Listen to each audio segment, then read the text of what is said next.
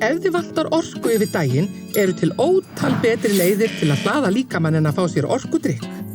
Mikilvægast að forgangsraða svefninum, rétt eins og íþróttamennirnir. Þú þarft að öllum líkindum 9 tíma svefn.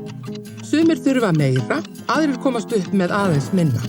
Að sofna alltaf á sama tíma skiptir máli ef þú vilt að svefnin sé góður.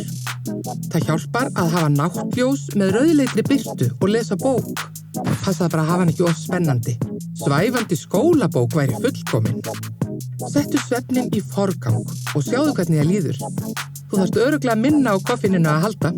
Já, og hafðu snjalltækin í hleðslu annars staðar en í svefnherberginu. Hreyfing algjört töfralyf fyrir líkamann. Hún gefur betri svefn, aukna orku og einbeitingu. Mataræði skiptir líka máli. Matur sem inniheldur mikinn sykur gefur orku í stuttan tíma. Svo verður blóðsykurfall og þreytan hellist yfir. Leið og brisi sendir út insúlínherinn til að fjarlægja sykurinn. Borðaðu mat beint úr náttúrunni.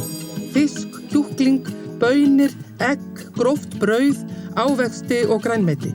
Þá færðu meiri orku yfir daginn og blóðsykurinn helst jafnari. Hafðu í huga að margir drykkir innihalda koffín. Það borgar sig að lesa innihaldslýsingarnar. Ef þú nærð ekki að sofa vel með þessum ráðum, skaltu tala við heimilislækninn þinn. Það ekkert hættulegt að fá sér smá koffín af og til, en ef þú færðir daglega eða mikið magn í einu, þá hefur það slæm áhrif. Ef þú nærð ekki góðri hvíld og sefur minna en 8 tíma, þá líklegra að þú finnir fyrir athyglisbresti, einbeitingarleysi, skertum viðbragðstíma, minnisleysi, skapgerðartruflunum, reiði, kvíða, pirringi. Nú veistu hvernig orkudrykkir geta haft áhrif á líf þitt. Þannig að næst þegar einn slíkur býðst, hafðu í huga það sem þú veist núna. Kannski væri ráð að afþakka hann, því heilsa þín margfalt dýrmætari en vondur draumur í dós.